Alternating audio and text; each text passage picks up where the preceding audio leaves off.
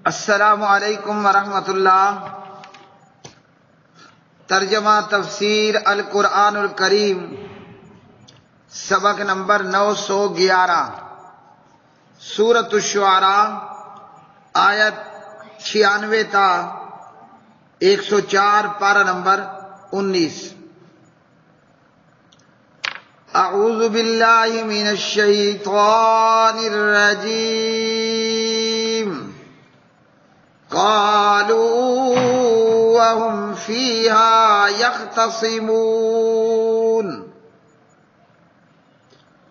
تالله إن كنا لفي ضلال مبين إذ نسويكم برب العالمين وما أضلنا إلا المجرمون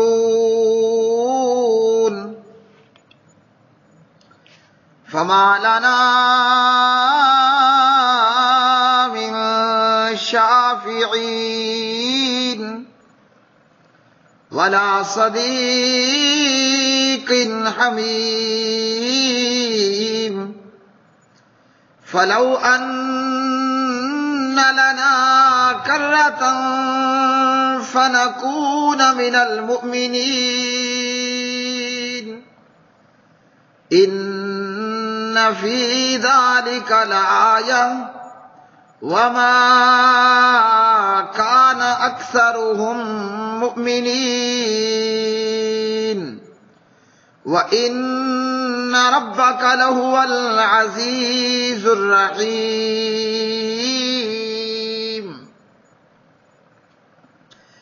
وہ کہیں گے جبکہ وہ اس میں جھگڑ رہے ہوں گے، اللہ کی قسم بے شک ہم یقیناً کھلی گمراہی میں تھے جب ہم تمہیں جہانوں کے رب کے برابر ٹھہراتے تھے، اور ہمیں گمراہ نہیں کیا مگر ان مجرموں نے۔ اب نہ ہمارے لیے کوئی سفارش کرنے والے ہیں اور نہ کوئی دلی دوست، تو کاش کہ ہمارے لیے واپس جانے کا ایک موقع ہو تو ہم مومنوں میں سے ہو جائیں۔ بے شک اس میں یقیناً عظیم نشانی ہے، اور ان کے اکثر ایمان لانے والے نہیں تھے، اور بے شک تیرا رب یقیناً وہی سب پر غالب نہایت رحم والا ہے۔ قالو وہ کہیں گے، وہم جبکہ وہ فیہا اس میں یختصمون جھگڑتے ہوں گے، تاللہ اللہ کی قسم ان بلا شبہ کنا ہم تھے لفی ضلال مبین البتہ واضح گمراہی میں، اذ جبکہ نسویکم ہم برابر ٹھہراتے تھے تمہیں برب العالمین رب العالمین کے ساتھ، وما اضلنا اور نہیں گمراہ کیا تھا ہمیں الا مگر المجرمون انہی مجرموں نے، فما چنانچہ نہیں ہے لنا ہمارے لیے من شافین کوئی بھی سفارشی، ولا صدیقن اور نہ کوئی دوست، حمیم مخلص، فلو پھر کاش، انا کے بے شک لنا ہو ہمارے لیے کرتن ایک بار کا لوٹنا، فنکونا تو ہوں گے ہم من المومنین مومنوں میں سے، انا بلا شبہ فی ذالک اس میں لآیتن البتہ عظیم نشانی ہے، وما کان اور نہیں تھے اکثرہم ان کے اکثر مومنین ایمان لانے والے۔ پیارے بھائیوں اور میری بہنوں، سورۃ الشعراء کی یہ آیات بینات، اللہ پاک پروردگار سے دعا ہے کہ اللہ تعالی ہمیں ہدایت میں اور زیادہ کرے، اور اللہ سبحانہ و تعالی ہمیں شمع ہدایت بنائے۔ اللہ رب العالمین ہمیں ہدایت کا جگنو بنائے، سبحان اللہ۔ حضرت ابراہیم علیہ السلام کے قصے میں اللہ پاک پروردگار اب جہنم کا ذکر فرماتے ہیں کہ جن لوگوں نے پیغمبروں کی دعوت کو اور پیغام کو ٹھکرا دیا، ماننے سے انکار کر دیا، ایسے لوگ جہنم کا ایندھن ہے، وقودها الناس والحجارۃ اعدت للکافرین۔ جہنمی لوگ آپس میں جھگڑیں گے، جھگڑا کریں گے، بحث و مباحثہ کریں گے، وہ کہے گا تو مجرم اور یہ کہے گا تو مجرم۔ اور اہل جہنم میں دنیا کے اندر اپنے گمراہ ہونے کا اقرار بھی کر لیں گے، لیکن فائدہ کوئی نہیں ہوگا۔ جیسے آزر نے ابراہیم علیہ السلام سے کہا کہ آج میں تیری نافرمانی نہیں کروں گا، تو بھئی آج کی فرما برداری کا فائدہ کیا ہے؟ قیامت کے دن میں اپنے مجرم ہونے کا اقرار، قیامت کے دن میں نافرمانی نہ کرنے کی بات، قیامت کے دن میں رونا، یہ سب بے فائدہ ہے۔ دنیا میں مجرم کا جرم کا اقرار اور اپنے جرم پر رونا اور توبہ تائب ہونا ضرور فائدہ مند ہے، لیکن مرنے کے بعد قیامت کے دن میں جہنم کی وادی میں یہ سارا بیکار اور فضول ہوگا۔ تو اہل جہنم کہیں گے ہاں ہم یقیناً گمراہی میں تھے کہ ہم نے بتوں اور مردوں کو رب العالمین کے برابر کر دیا تھا کہ اللہ بھی غم دور کرنے والا ہے اور یہ بت اور مردے بھی غم دور کرتے ہیں۔ جیسے کلمہ گو مشرکوں نے کہا میں لجپالاں دے لڑ لگے ہاں میرے کولو غم پرے رہندے، تو انہوں نے مخلوق کو اللہ کے برابر کر دیا اور کہا کہ یہ جو ہمارے بزرگ ہیں یا بت ہیں یا مردے ہیں یہ ہمیں غموں سے پاک بھی کرتے ہیں اور ان کی وجہ سے غم پریشانی ہمیں آتی بھی نہیں ہے۔ لیکن قیامت کے دن ان کافروں مشرکوں کا اقبال جرم فضول اور بیکار ہوگا، جہنم سے خلاصی کوئی نہیں ہونی ہے۔ اور یہ کافر اور جہنمی کہیں گے ہمیں ان بڑے بڑے مجرموں نے گمراہ کیا، ہمیں ان بڑے بڑے مجرموں نے گمراہ کیا ہے۔ تو وہ بڑے بڑے مجرم بڑے بڑے سردار ہوں گے، چھوٹے لوگ بڑے بڑے مجرموں کو ذمہ دار ٹھہرائیں گے، اور بڑے بڑے ابو جہل اور فرعون جیسے اور شیطان جیسے مجرم وہ انہی کو ذمہ دار ٹھہرا رہے ہوں گے۔ انہوں نے مخلوق کو رب العالمین کے برابر ٹھہرایا، تو یہ کیا تھا؟ یہ حرام تھا، کیونکہ اللہ خالق ہے، مخلوق مخلوق ہے، خالق اور مخلوق کی برابری ہی کبھی بھی نہیں ہو سکتی ہے۔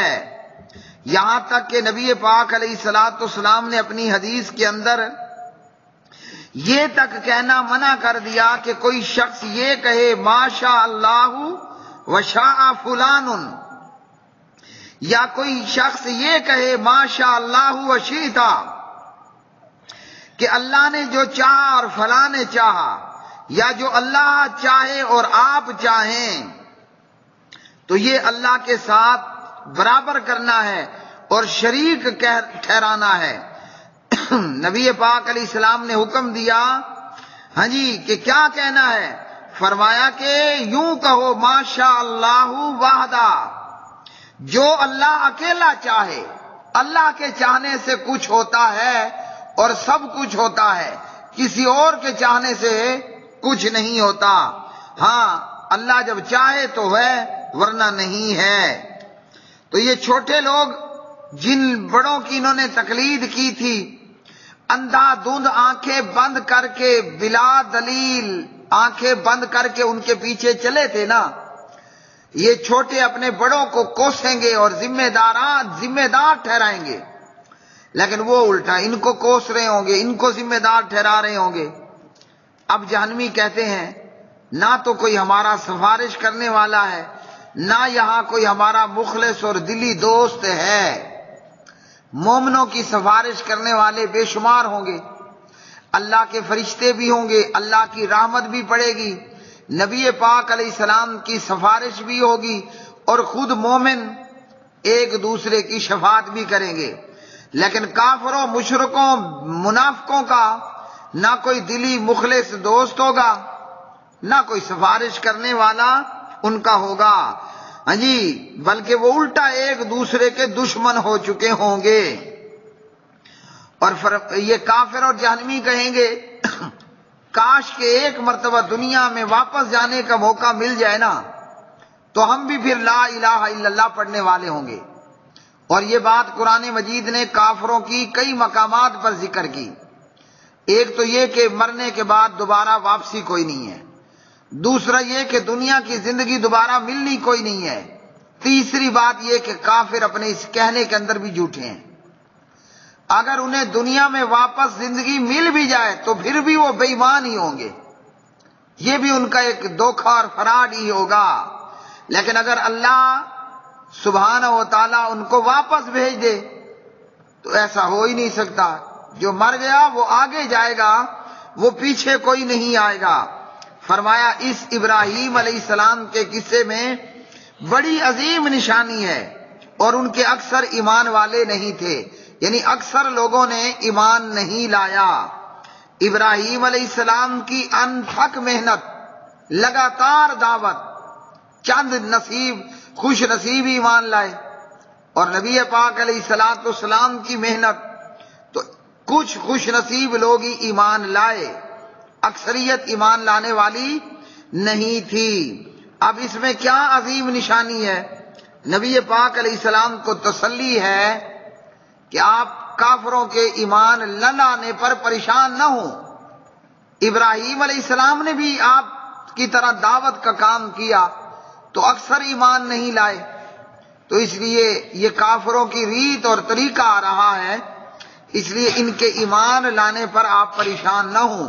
ہاں، آپ کا رب ضرور غالب ہے، کافروں مشرکوں کو عذاب دینے پر پوری قدرت اور طاقت ہے، اور گنہگاروں کو معاف فرمانے والا بھی ہے، یعنی جو توبہ تائب ہو جائیں ان کے لیے اللہ تعالیٰ رحیم، نہایت رحم والا ہے، اور جو کافر اور مشرک ہو کر مر جائے تو پروردگار پھر جبار ہے، قہار ہے، غالب ہے، عذاب دینے والا ہے۔ وآخر دعوانا الحمدللہ رب العالمین۔